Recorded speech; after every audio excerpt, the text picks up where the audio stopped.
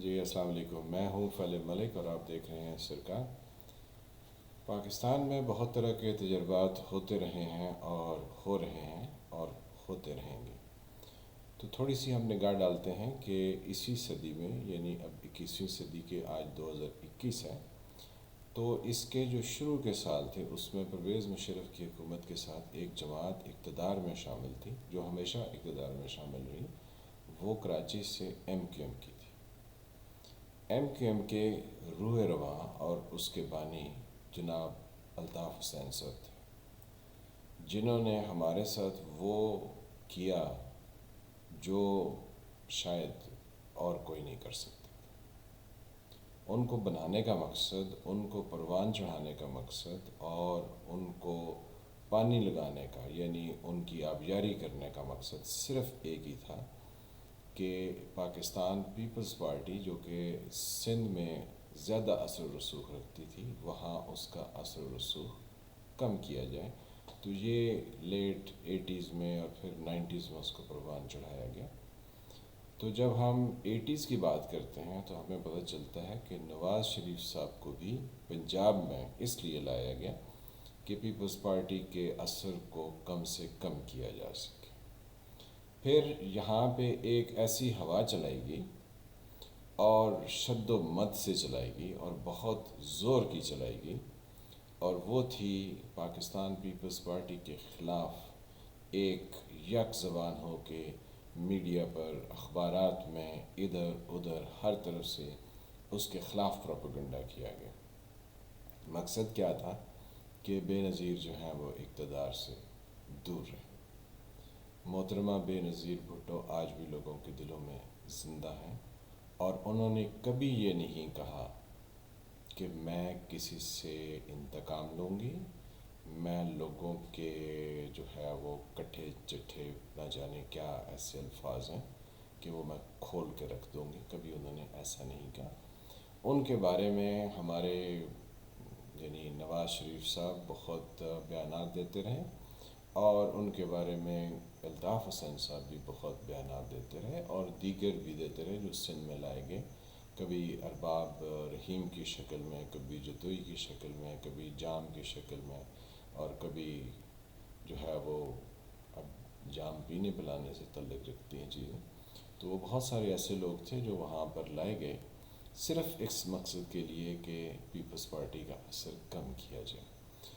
اب جو ہے وہ بہت سارے لوگ کہتے ہیں کہ پیپلز پارٹی کو ہم نے نہیں بلکہ وہ خود ہی جو ہے وہ محدود ہوگی اس سندھ تک۔ تو یہ بنیادی طور پر پاکستان کو کمزور کرنے کی ایک سازش تھی، اور اب بھی وہ اسی طریقے سے چلائی جا رہی ہے، کیونکہ پیپلز پارٹی نے کبھی نہیں کہا کہ پاکستان کی چولیں جو ہیں وہ ہلا دی جائیں گی اور بہت سارے کردار جو ہیں وہ بے نقاب کیے جائیں گے اور ان سے انتقام لیا جائے گا۔ اب یہ میں نے دوبارہ ذکر اس لیے کیا ہے کیونکہ آج جو ہے وہ مسلم لیگ نواز کی، مریم صفدر کی، یا وہ اپنا نام جیسے کہ مریم نواز شریف کہتی ہیں، ان کی آج عدالت میں پیشی تھی اس مقدمے میں جس میں انہیں سزا ہو چکی ہے۔ تو وہاں پر انہوں نے کہا کہ میرے پاس تو ایسی ایسی ویڈیوز ہیں اور ایسی ایسی ریکارڈ کی چیزیں ہیں کہ سب کا جو ہے وہ یعنی وہ جو سیکرٹس ہیں یا پنڈورا باکسز جو ہیں وہ کھول دیے جائیں گے۔ تو جب اس طرح کی ایک پولیٹیکل پارٹی جس کے صدر یعنی نواز شریف صاحب 3 بار وزیر اعظم رہے ہوں، وہ اس طرح کی باتیں کریں تو ہمیں پتہ چلتا ہے کہ یہ جماعت جو کہ بنائی گئی تھی اب وہ پاکستان کی چولیں ہلانے کے درپے ہے، اور وہ پاکستان کی اینٹ سے اینٹ بجا کے رہے گی۔ اس کی وجہ یہ ہے کہ جب ان کے خلاف یہ تمام کیسز ہوئے ہیں اور اب یہ اپنے لیے کوئی رستہ نہیں پا رہے ہیں، تو یہ لامحالہ یعنی بلی کو بھی اگر کارنر کر دیا جائے تو وہ حملہ آور ہو جاتی ہے۔ تو اب یہ جو ہے وہ اس طریقے سے حملہ آور ہوئے ہیں، حالانکہ ان کو پیپلز پارٹی نے تو ایٹ لیسٹ کارنر نہیں کیا ہے،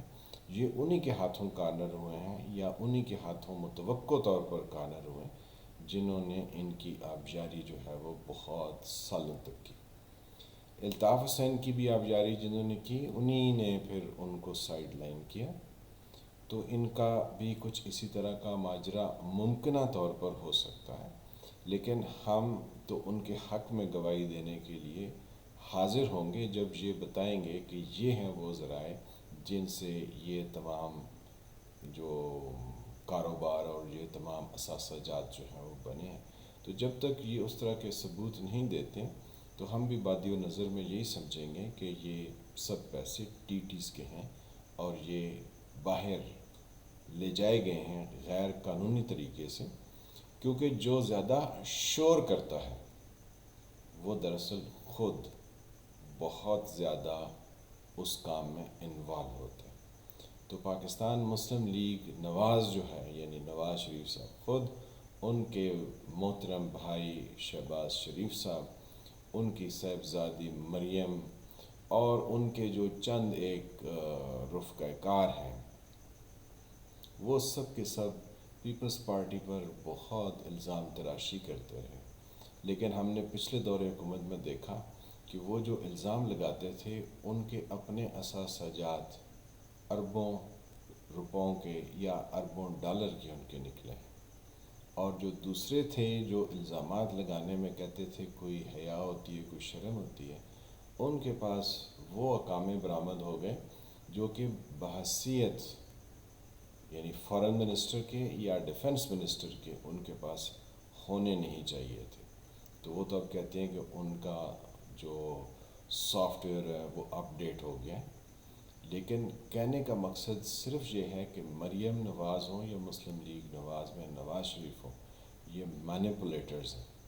انہوں نے پہلے اقتدار حاصل کرنے کے لیے ملک کی اس جماعت کو داغدار کیا جس کے اندر جو ہے وہ اس طرح کا کلچر نہیں تھا۔ اب یہ ملک کی اینٹ سے اینٹ بجانے کے درپے ہیں، اور یہ اسی طرح کے ہیں جیسے کہ الطاف حسین ہے۔ ان میں اور الطاف حسین میں کوئی فرق نہیں ہے، کیونکہ دونوں کی آبیاری جہاں سے ہوئی ہے وہاں سے پھل ایک طرح کا ہی آتا ہے۔ تو اب ہمیں ڈرنا چاہیے، کیونکہ کہتے ہیں جس پر احسان کرو اس کے شر سے بچو۔ تو ہماری اسٹیبلشمنٹ کو بھی دیکھنا چاہیے کہ انہوں نے ان پر اتنے سال اقتدار کا جو احسان برتا ہے، اور انہوں نے پیپلز پارٹی کو جو بلاک کرنے کی کوشش کی ہے، وہ اب ان کے سر پر یعنی ان کے شر جو ہے محفوظ نہیں رہیں گے۔ تو مریم نواز کے ساتھ ساتھ ہمیں گرد و نواح کے حالات کو بھی دیکھنا چاہیے۔ افغانستان میں کل 11 سپٹمبر کو نئی افغان طالبان کی جو حکومت ہے اس کی حلف برداری ہوتی ہے، جو کہ ممکنہ طور پر جس کا پروگرام ہے کہ وہ ہوگی، لیکن اس کے ساتھ ساتھ مختلف ممالک کے کچھ اعتراضات جو ہیں وہ سامنے آئے ہیں۔ ہمیں لگتا یوں ہے کہ ہمارے ارد گرد کے حالات شاید ہمارے جو وجود ہے اور ہماری جو طاقت ہے اس سے وہ بڑے ہو رہے ہیں،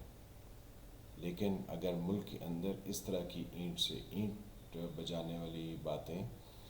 پولیٹیکل پارٹی کرے گی، اور یعنی 3 بار وزیر اعظم رہنے والے ان کی جماعت وہ کرے گی، تو یہ ہمارے لیے ایک بہت بڑا لمحہ فکریہ ہے۔ ہمیں ان تمام چیزوں کو دیکھنے کی ضرورت ہے، اور ہمیں ان لوگوں سے ہوشیار رہنے کی ضرورت ہے جو ملک کے اندر اس طرح کی افراتفری پھیلانا چاہتے ہیں، کیونکہ جب افراتفری پھیلتی ہے تو پھر کسی کے ہاتھ میں کچھ نہیں آتا ہے۔ تو ہم توقع کرتے ہیں کہ پاکستان مسلم لیگ نواز اب صبر سے کام لے گی، اور جو وہ 30 سال تک بوتے رہے ہیں، اگر ان کو قدرت کی طرف سے کاٹنا آ گیا ہے تو اس کو حوصلے سے کاٹیں، نہ کہ لوگوں کو اور ملک کے نظام کو دھمکیاں دے کر یہ کام کریں، کیونکہ اس سے کسی کی کوئی جان بخشی یا کسی کے حق میں کچھ بہتر نہیں ہوگا۔ تو ملک کی بہتری کے لیے کام کرنا چاہیے۔ ہمیں ان کے اقدامات سے یعنی مسلم لیگ نواز کے اقدامات سے خاص طور پر ہوشیار رہنے کی ضرورت ہے۔ تو ملتے ہیں کسی اگلے ویلاگ کے ساتھ، تب تک کے لیے خدا حافظ۔